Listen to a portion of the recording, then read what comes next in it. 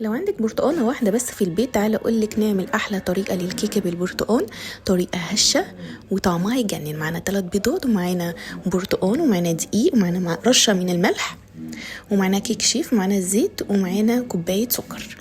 هنحط تقريبا بالتقريب كده نص كوبايه زيت او كوبايه زيت على حسب كميه الدقيق بتاعتنا. هنا هنميكس الزيت والسكر مع بعض ونضربهم. عايزه اقول لكم يا جماعه الطريقه دي هتخلي ريحه البيت كله برتقال، تحفه يا جماعه، خطيره. هنا بعد ما ضربناهم هنبدا نحط البيض واحده واحده، ويكون البيض ده بعيد عن التلاجة مثلا ليله بحالها، ما يكونش خارج من التلاجة على طول، وبعد كده نعمل بيهم الكيك. هنا بقى معايا كيسين من الفانيليا زي ما انتم شايفين، وابدا ان انا اضربهم مع بعض. بضربهم جامد، بضربهم في الخلاط، بضربهم يدوي زي ما انتم حابين.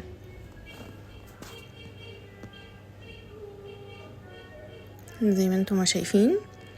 عندي هنا بقى البرتقال بتاعي، العصير بتاعي ده عصير عاملينه في البيت يا جماعه. وابدا ان انا احط واحده واحده واقلب. ده بقى بديل بالكيكه اللي هي بالفانيليا البيضه، ده بديل اللبن. وابدا ان انا احط البرتقال واضربهم زي ما انتم ما شايفين. وهبدا ان انا احط بقى الدقيق بتاعي. انا بحط تقريبا بمعيار مثلا حوالي كوبايتين من الدقيق، على حسب طبعا الصينيه بتاعتي والمقدار بتاعي. بعد ما حطيت الدقيق هحط معاهم الكيك شيف او البيكنج باودر، بس انا افضل الكيك شيف. واحط هنا رشه الملح زي انتم شايفين، وابدا ان انا اقلبهم واحده واحده بنفس الاتجاه. في الكيك بالذات ما ينفعش ان انا اعكس الاتجاه.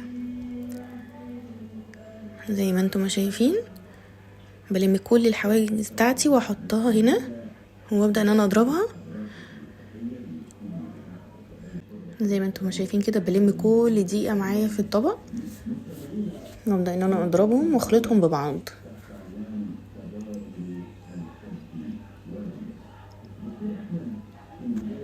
واستمر في التقليب لحد ما يبقوا كله اندمج مع بعض.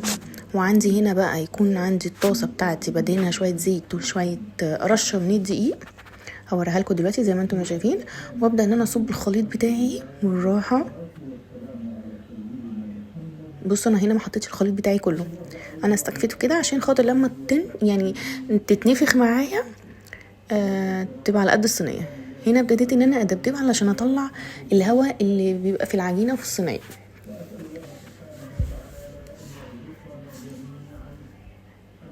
زي ما انتم شايفين. هبدا بقى اكون مسخنه الفرن عندي على درجه حراره 180، واحطها في الفرن حوالي نص ساعه. هنا كنت بجرب بالسكينه عشان كده شايفين الخرم اللي في الكيكه ده.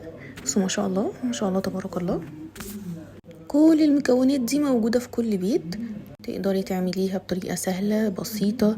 كيكه طعمها يجنن يقلب البيت كله، طريقه هشه يعني بجد روعه، ما مش هتاخد معاكي دقايق. ببدا اقطعها التقطيع اللي انا محتاجاها زي ما انتم شايفين. وطعمها منعش قوي يا جماعه، طعمها خطير حرفيا. طبعا بتبقى مناسبه جدا مع الفطار زي ما انتم شايفين. بصوا هشه ازاي، ما شاء الله ما شاء الله، هشه جدا. بس تحفه تحفه تحفه، لوحه فنيه خطيره زي ما انتم شايفين كده.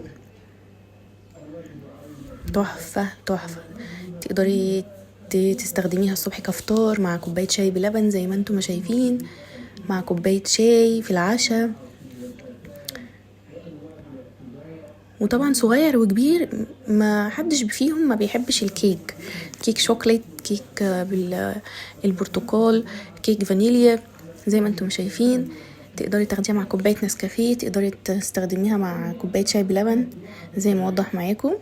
وشكرا جدا.